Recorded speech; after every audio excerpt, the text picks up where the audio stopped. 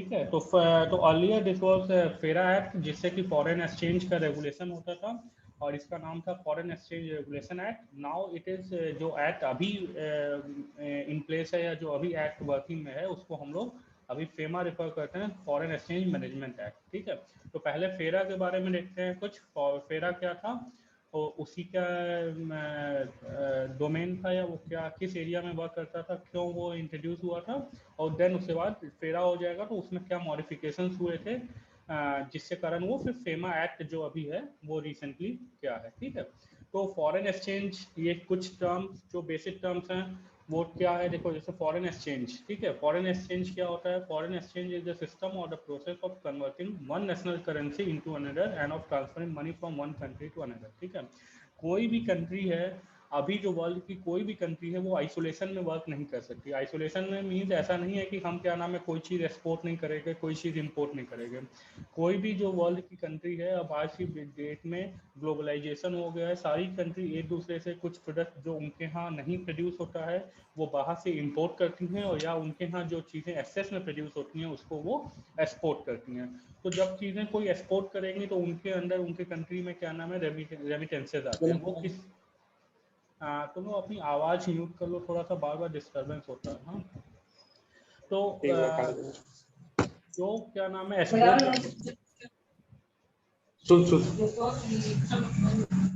आवाज म्यूट कर लो, कौन हो।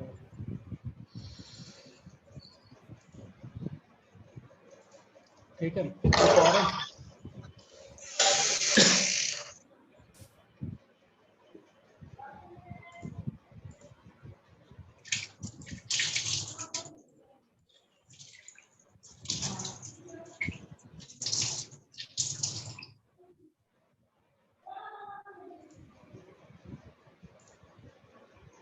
ठीक है। तो फॉरेन एक्सचेंज होता है, तो फॉरेन एक्सचेंज जब तुम एक्सपोर्ट करते हो कोई चीज़ तो वो क्या नाम है उसके अगेंस्ट में तुम्हें वो कंट्री पेमेंट करती है। वो कंट्री पेमेंट करती है अपनी करेंसी के में। जैसे यूएस में तुमने कोई चीज़ एक्सपोर्ट की तो वो तुम्हें डॉलर में पेमेंट करेगी, या अगर वो रुपीज़ में पेमेंट करेगी तो वो जो रेट होता है, जैसे कि $1 इक्वल टू जितना भी रुपीज़ रेट तुम लोग न्यूज़ में देखते होगे, न्यूज़पेपर में पढ़ते होगे कि $1 इक्वल टू 75 रुपीज़। ठीक है। तो उसके अकॉर्डिंग वो तुम्हें पेमेंट करती है। और सिमिलरली जब तुम कोई चीज़ बाहर से मंगाते हो तो तुम्हें भी वो चीज़ें वहाँ पे पेमेंट करनी होती है, वो उस करेंसी के फॉर्म में करनी होती है या अपनी करेंसी के फॉर्म में पेमेंट करनी होती है।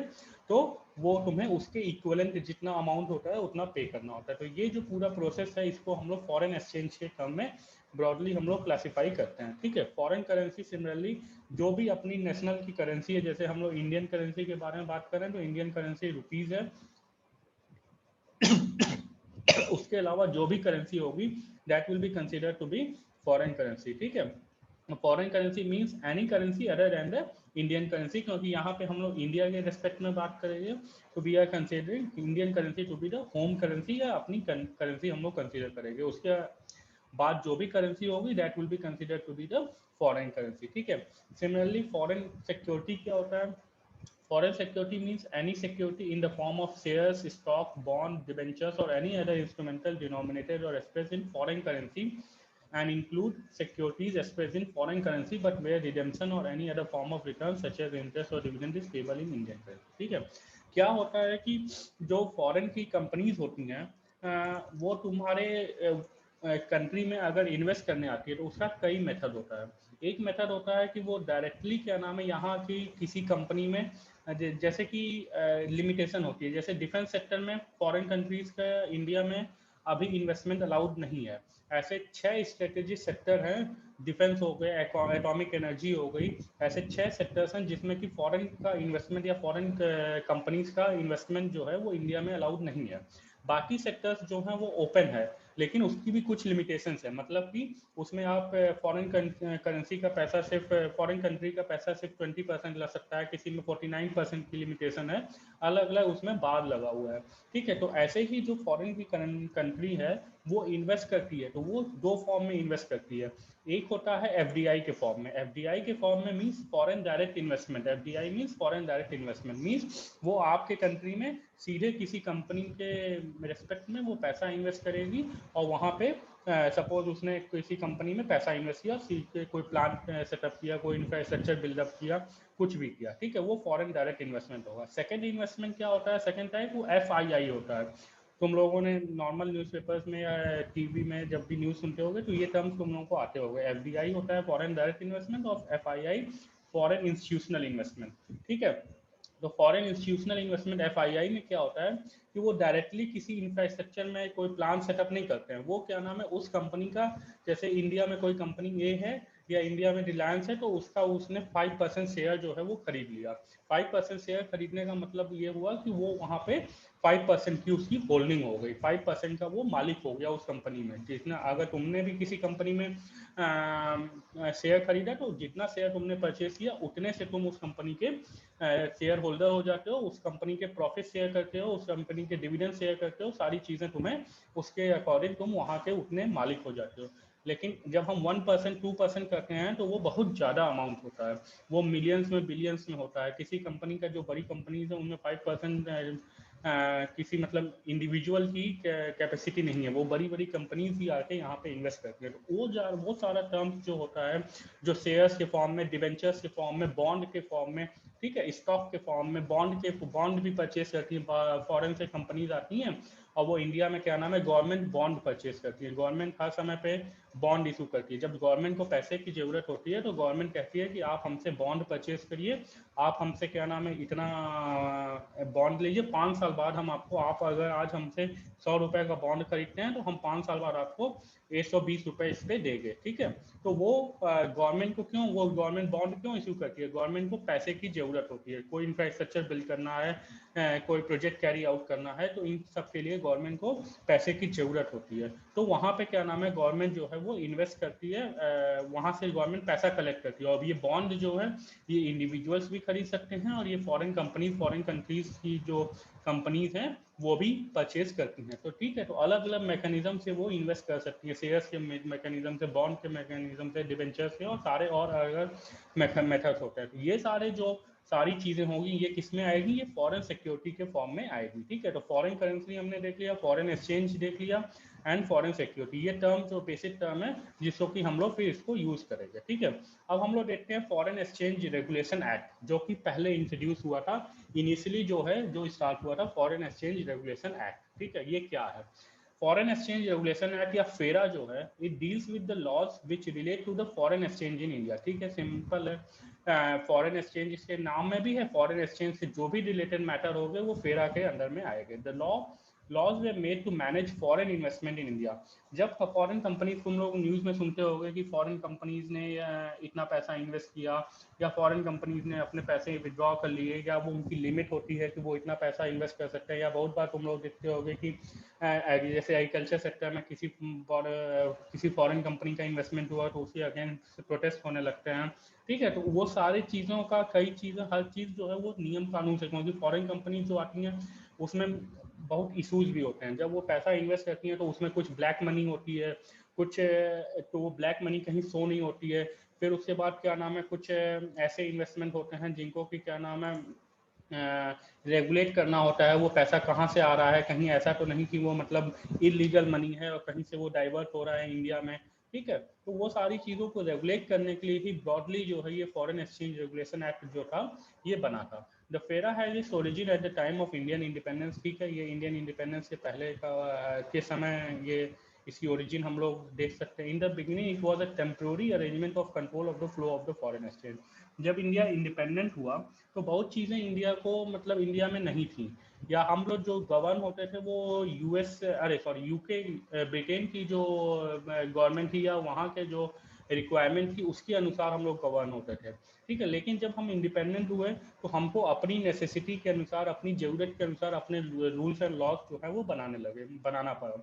तो शुरुआत में ये जो लॉ था, जो फॉरेन एक्सचेंज रेगुलेशन एक्ट था, ये टेम्प्रोरी अरेंजमेंट था, मतलब ये टेम्प्रोरली इस लॉ को मतलब कंसीडर किया गया जिससे कि फॉरेन एक्सचेंज के फ्लो को कंट्रोल किया जाए।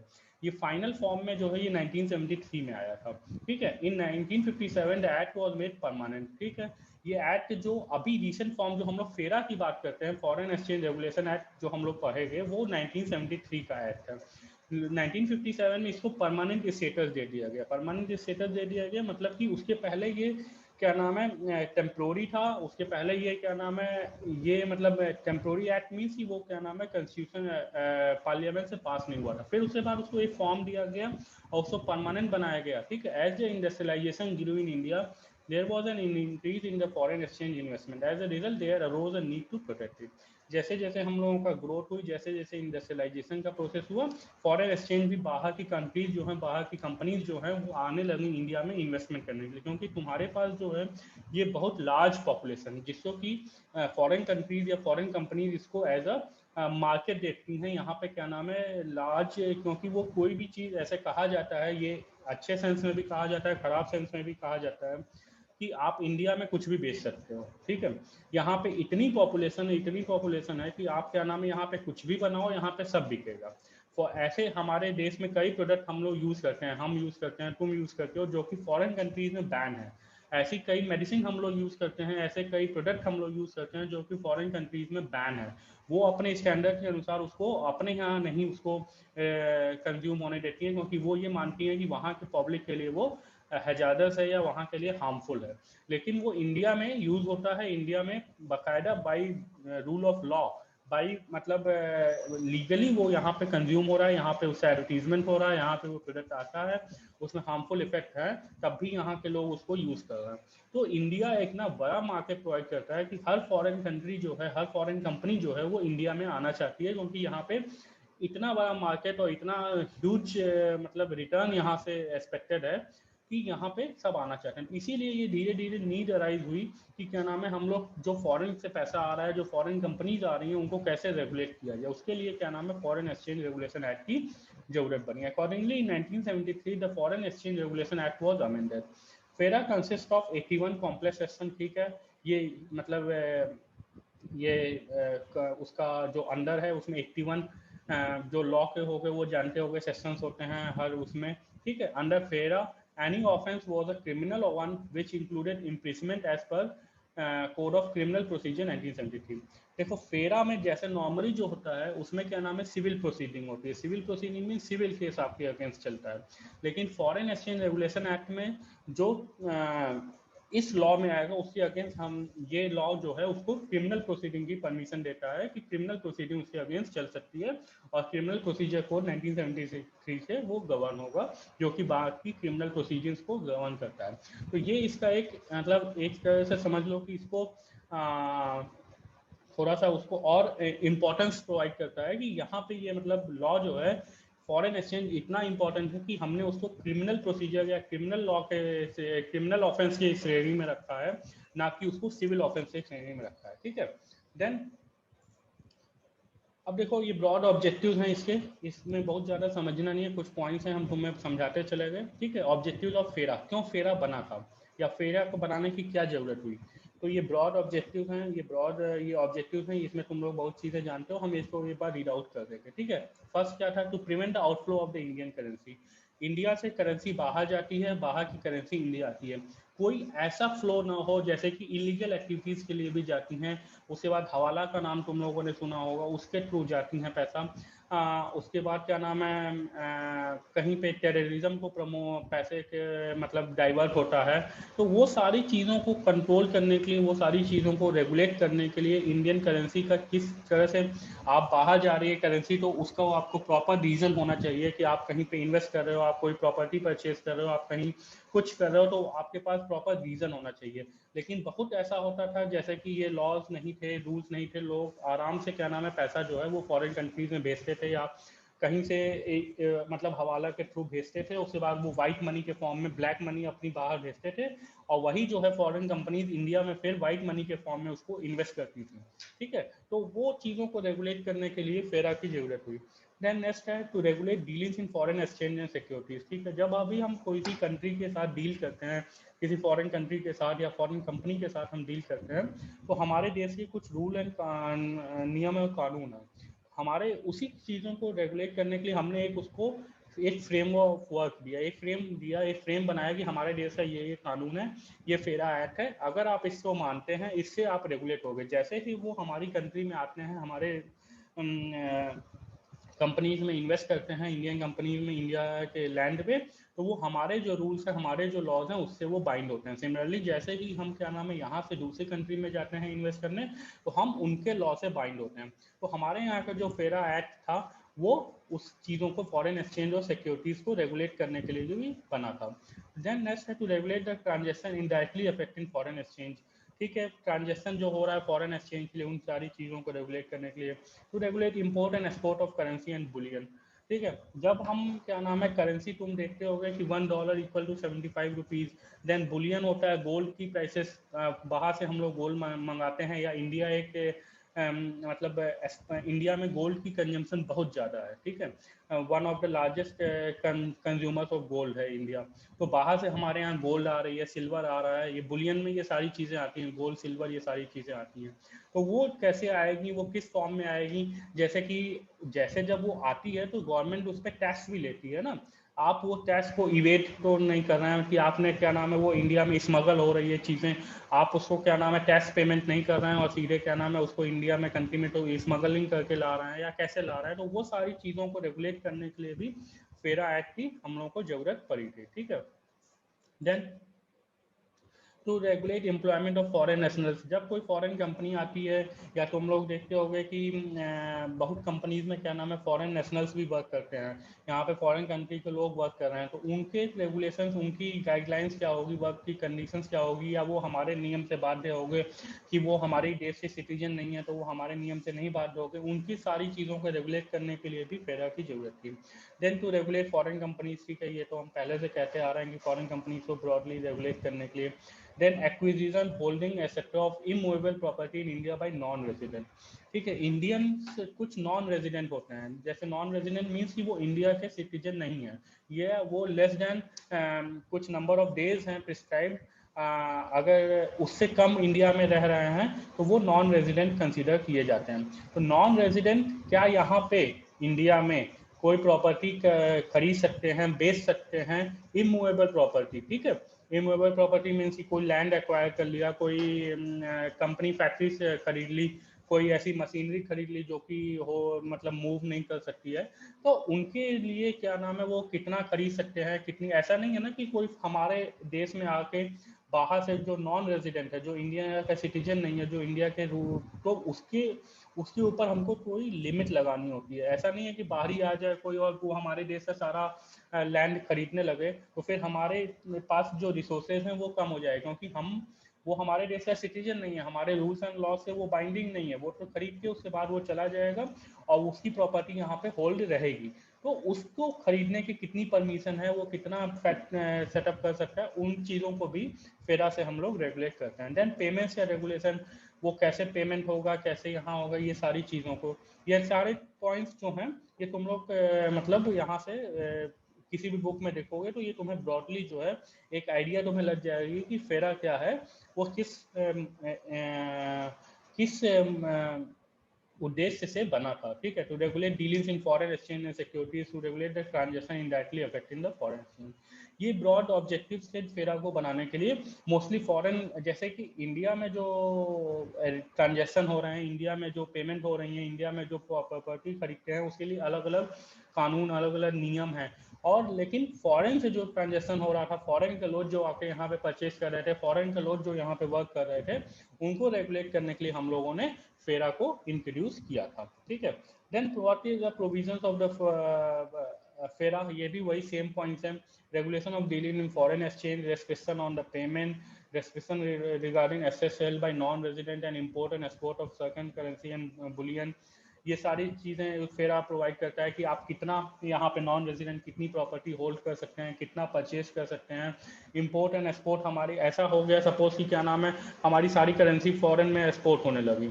ऐसे भी केसेस होते हैं, जैसे कि तुम लोगों ने अगर कई बार देखा होगा तो हवाला में बहुत चीज़ें ऐसी होती हैं जो कि ऑन रिकॉर्ड नहीं रहती हैं। ठीक है, वो बाई वर्ड ऑफ माउथ या बाई वर्ड मतलब माउथ से ही ट्रांसफर हो जाती है, तो उसमें बहुत पैसा ट्रांजैक्शन हो रहा है। ठीक है, तो देन उसके बाद यहाँ से इलीगल मनीज बाहर जाती हैं, तो उन चीज़ों को, सारी चीज़ों को कितना हम एक्सपोर्ट कर रहे हैं, सारा पैसा आपके देश का अगर बाहर चला जाएगा, आपकी इकनॉमी जो है वो वीक होगी। हाँ, आपका पैसा जो है, जो अभी $1 इक्वल टू 75 रुपीज़ है, आपकी इकोनॉमी भी वीक होगी तो अब वो हो सकता है फ्यूचर में $1 इक्वल टू 100 रुपीज़ हो जाए। तो वो उसकी जो प्राइस होती है वो किस पे वो डिसाइड होती है, वो आपकी करेंसी, आपकी फॉरेन कितनी मजबूत है in comparison to the foreign currency, या आपकी, और वो करेंसी की मजबूती कैसे आती है, वो आपकी इकोनॉमी कितनी मजबूत है in relation to the other countries, उसी पे आपका फॉरेन एक्सचेंज जो है वो डिसाइड होता है। और कैसे वो कंट्री इकोनॉमी कैसे होगी आपकी, अगर किसी को इन्वेस्ट करना है तो वो आपकी कंट्री में आके इन्वेस्ट करे। आपके यहाँ मैन्युफैक्चरिंग, जैसे इंडिया का क्या ड्रॉबैक रहा, इंडिया के यहाँ मैन्युफैक्चरिंग प्लांट जो है वो नहीं सेटअप हुए। क्या हुआ कि यहाँ से इंडिया जो है रॉ मटेरियल्स को एक्सपोर्ट करता रहा, रॉ मटेरियल्स यहाँ से बाहर जाते रहे, फॉरेन कंट्रीज ने उस रॉ मटेरियल्स को यूज किया, उसको फिनिश प्रोडक्ट में कन्वर्ट किया, उसमें क्या नाम है कुछ वैल्यू एडिशन की, उसको फिनिश प्रोडक्ट में कन्वर्ट किया, उसके बाद वही पैसा जो 100 रुपए का यहाँ रॉ मटेरियल गया, उसमें उन्होंने कुछ उसके फिनिश प्रोडक्ट बनाया, उसको कुछ ऐसे किया, और वो क्या नाम है 500 रुपए का हो गया, और उसके बाद वो इंडिया में लाके उसको 1000 रुपए में उसको बेचते हैं। तो वो चीज़ें क्या नाम है आपको कंट्रोल करना है कि कैसे आपकी करेंसी एक्सपोर्ट हो रही है, कैसे आप अपने यहाँ जो कंपनी इन्वेस्ट करना चाहती है वो आए मेरे यहाँ, हमारे यहाँ मैन्युफैक्चरिंग प्लांट सेटअप करे, हमारे यहाँ इंडस्ट्री सेटअप करे, तो उससे क्या होगा कि यहाँ के लोकल रिसोर्सेज, यहाँ के लोगों को जॉब मिलेगी, यहाँ की इकोनॉमी को है, सपोज 5% 10% वो फॉरेन नेशनल्स को अपॉइंट कर लें, लेकिन 90% 80% तो हमारे इंडियन सिटीजन हो गए ना, तो जब उनको पैसा मिलेगा तो वो स्ट्रांग होगी, इकोनॉमी स्ट्रांग होगी। तो वो सारी चीज़ों को रेगुलेट करने के लिए, हर चीज़ को रेस्ट्रिक्शन और लिमिट करने के लिए फेरा की जरूरत पड़ी थी। Duty on person entitle to receive foreign exchange and payment of exported, जो सारे लोग फॉरेन एक्सचेंज में डील नहीं कर सकते। ऐसा नहीं है कि तुम जाओ कल कहो कि हम क्या नाम है आप $8 दीजिए, हम क्या नाम है आपको उसको कन्वर्ट कर देंगे। वो भी क्या नाम है कुछ ऑथराइज पर्सनल्स होते हैं जो कि फॉरेन एक्सचेंज, तुम लोगों ने काउंटर्स देखे होंगे बने होते हैं वाराणसी में या ऐसे छोटे शहरों में कम होते हैं। दिल्ली में जाओ तो दिल्ली में तुम्हें बहुत ज़्यादा ऐसे सेंटर्स मिलेंगे जहाँ की फॉरेन एक्सचेंज होता है, तो वो सब गवर्नमेंट से रेगुलेटेड होते हैं, और उनको गवर्नमेंट को डे टू डे बेसिस पे उनको अपने स्टेटमेंट और सारी चीज़ें बतानी होती हैं कि आज हमने कितने फॉरेन एक्सचेंज में डील किया। तो कौन एंटाइटल्ड पर्सन है और कौन उसमें डील कर सकता है, उसको भी रेगुलेट करने के लिए। Restriction on appointment of certain person and companies as agents और टेक्निकल और मैनेजमेंट एडवाइजर्स इन इंडिया। तो ऐसे हम क्या नाम है जैसे फॉरेन कंपनीज है, जो बड़ी बड़ी कंपनीज हैं, उनमें कई देश के नागरिक जो हैं वो वर्क करते हैं। तो अगर किसी कंट्री के साथ हमारे रिलेशन अच्छे नहीं है तो हम उस पर रेस्ट्रिक्शन लगा सकते हैं कि उस देश के नागरिक जो हैं वो हमारी कंट्री में नहीं वर्क करेंगे, या उसमें रेस्ट्रिक्शन रहेगा। ये सारी चीज़ें हम लोग फेरा से, जो भी फॉरेन कंट्री से रिलेटेड या फॉरेन कंपनी से रिलेटेड जो रेगुलेट करना होगा वो हम लोग फेरा में कंट्रोल करेंगे। Restriction on establishment of place of business in India, हमारे कुछ चीज़ें होती हैं जैसे कि एग्रीकल्चर लैंड, अगर तो आपने सपोज एग्रीकल्चर लैंड इंडिया में सस्ती है, फॉरेन कंपनीज आए, उन्होंने एग्रीकल्चर लैंड, क्योंकि हमारी लार्ज पॉपुलेशन जो है वो एग्रीकल्चर पे डिपेंडेंट है, और उन्होंने बहुत ज़्यादा एग्रीकल्चर लैंड खरीदना शुरू कर दिया। तो धीरे धीरे क्या होगा कि with in few years, with in 5 years 10 years 15 years हमारी जो एग्रीकल्चर लैंड है वो कम होने लगेगी। तो हमारी जो मेजर पॉपुलेशन है वो एग्रीकल्चर पे डिपेंडेंट है ना। आज भी हमारी 55% पॉपुलेशन जो है वो डायरेक्टली क्या नाम है एग्रीकल्चर पे डिपेंडेंट है, और 70-75% पॉपुलेशन जो है वो डायरेक्टली एंड इनडायरेक्टली एग्रीकल्चर पे ही डिपेंडेंट है। तो अगर वो फॉरेन कंपनीज आई और उन्होंने क्या नाम है यहाँ पे एक्सेसिव लैंड परचेज करने लगा, तो 10 साल 15 साल में हमारे लैंड जो है वो खत्म होने लगेगा, और उतने लोगों को फैक्ट्रीज में जॉब मिलना पॉसिबल नहीं है। तो उस पर हम लोग मतलब आप कहाँ पे परचेज कर सकते हो, कहाँ पे कितना लैंड परचेज कर सकते हो, ये सारी चीज़ें उस पर कंट्रोल करती है। Prior permission of the reserve bank required for taking up employment in India by nationals of foreign state. जो फॉरेन कंट्रीज के लोग यहाँ पे इंडिया में वर्क करते हैं उन पे कुछ, क्योंकि वो हमारे देश से सिटीजन नहीं होते। जब तुम और हम लोग अपने देश के इंडियन सिटीजन हैं, जैसे ही हम इंडियन सिटीजन होते हैं तो हमारे ऊपर कुछ रूल्स एंड रेगुलेशंस जो हैं वो इस कंट्री के, वो हमें पालन करने के लिए हम लोग मतलब बाध्य हैं। वो रूल्स रेगुलेशन हमको फॉरेन मतलब बाध्य है पालन करने के। लेकिन जो फॉरेन नेशनल्स है, जो फॉरेन कंट्री का बंदा है या वहाँ का जो सिटीजन है, वो उस रूल्स एंड रेगुलेशन से बाध्य नहीं है। ठीक है, तो वो उनकी क्या नाम है प्रायर उनको इन्फॉर्मेशन, क्योंकि वो इंडियन सिटीजन नहीं है, वो सपोज कोई क्राइम किया इंडिया में या कोई पैसे का फ्रॉड किया और उसके बाद यहाँ से वो क्या नाम है अपनी कंट्री में वापस चला गया, तो हमारे रूल्स एंड रेगुलेशंस जो हैं उस पर बाइंडिंग नहीं हो गए, या वो मतलब उसको हम अपने यहाँ क्रिमिनल ऑफेंस उस पर नहीं चला सकते। तो वो जो ऐसे लोग आते हैं तो उनकी प्रायर जो है रिजर्व बैंक ऑफ इंडिया से अप्रूवल लेना होता है कि ऐसे लोगों की मतलब रिकॉर्ड्स चेक होते हैं कि ऐसे लोगों को इंडिया में मतलब अलाउ किया जाए कि नहीं किया जाए, या मतलब उनको यहाँ पे बिजनेस करने दिया जाए नहीं, कि वो उनको किसी कंपनी का सीईओ बनाया जाए कि नहीं, या उनकी कोई मतलब अगर कोई वो क्राइम करते हैं तो उनके हम कैसे उनको चेक करेंगे, उनको कैसे पकड़ेंगे, ये सारी चीज़ों के लिए आपको रिजर्व बैंक से प्रायर परमिशन लेनी होती है। Then restrictions on the immovable property, सारे फॉरेन नेशनल्स आके यहाँ पे इमूवेबल प्रॉपर्टी नहीं खरीद सकते हैं, उस पर भी कुछ रेस्ट्रिक्शन है।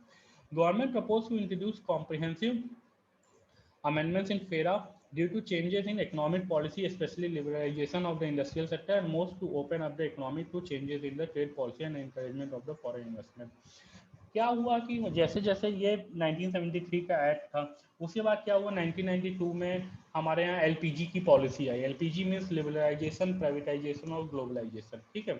इसके बाद क्या हुआ कि हम जब लिबरलाइज कर दिए, लिबरलाइजेशन मतलब क्या होगा कि हमने फॉरेन कंपनीज को और अलाउ किया।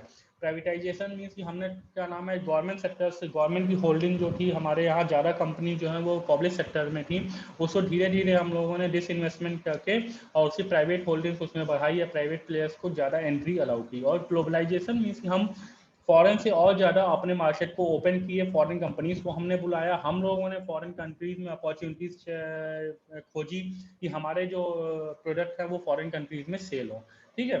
देन एज ए रिजल्ट इस एक्ट को अमेंड करने के लिए या इसकी क्या नाम है इसमें चेंजेस करने की भी जरूरत धीरे धीरे होने लगी। As a result the required changes were announced in the budget speech of 1992-93। The changes so introduced by the government of notification by RBI और सेंट्रल गवर्नमेंट। उसके बाद क्या हुआ कि जब एलपीजी की पॉलिसी हुई तो फॉरेन से हमारे डीलिंग में भी बहुत ज़्यादा चेंजेस आने लगे। उसके लिए क्या हुआ कि गवर्नमेंट ने इसमें कुछ अमेंडमेंट जो है वो अनाउंस किए कि अब हम क्या नाम है इसमें कुछ अमेंडमेंट करेंगे। The main objective of the FERA, framed against the background of the severe foreign exchange problem and controlled economic regime, was conservation and proper utilization of the foreign exchange resources of the country। जो main objective था फेरा बनाने का वो क्या था कि जो फॉरेन की जो कंट्रीज हैं, फॉरेन की कंपनीज हैं, उनका प्रॉपर यूटिलाइजेशन हो, या हमारे पास जो है एक हम क्या नाम है फॉरेन में हम धीरे धीरे अपनी इकोनॉमी को ओपन कर रहे थे, हम फॉरेन से हम धीरे धीरे लोगों को बुला रहे थे, हम फॉरेन से धीरे धीरे लोगों से डील कर रहे थे, तो हमें जो अपने रिसोर्सेज थे उनका प्रॉपर यूटिलाइजेशन करना था, और जो फॉरेन एक्सचेंज या फॉरेन से जो रिसोर्सेज आए थे वो भी हमारी कंट्री के मोस्ट बेनिफिट में मोस्ट बेनिफिशियल हो, उसको हम लोगों को यूज करना था, इसीलिए फेरा बना था, ठीक है। फेरा created flourishing black market in foreign exchange, it brought into the economic lexicon in the word हवाला।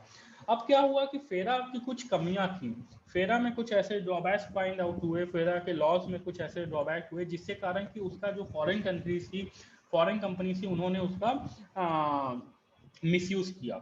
और हवाला एक बहुत फेमस केस है, हवाला के बारे में तुम लोगों को ब्रीफ में एक लाइन में बता देते हैं कि हवाला जो ट्रांजेक्शन होता है उसमें कोई ऑन रिकॉर्ड ट्रांजेक्शन नहीं होता है। जैसे बाकी रिकॉर्ड हमने किसी कंट्री को सपोज हम यहाँ पे इंडिया में बैठे हैं और फॉरेन की कंट्री के किसी पर्सन के साथ हमको डीलिंग करनी है, तो हम उसको ऑन रिकॉर्ड करते हैं, तो उसका हम बताते हैं कि उसको हमने कितना पेमेंट दिया, उससे हमने कितना पेमेंट लिया, ठीक है, वो बताते हैं। उसके अगेंस्ट हम टैक्स लाइबल हैं, हम उसको गवर्नमेंट को टैक्स देते हैं कि इतना पैसा हमने उससे अपनी कंट्री में मंगाया तो इतना आपका टैक्स बनता है, वो टैक्स हम गवर्नमेंट को पे करते हैं।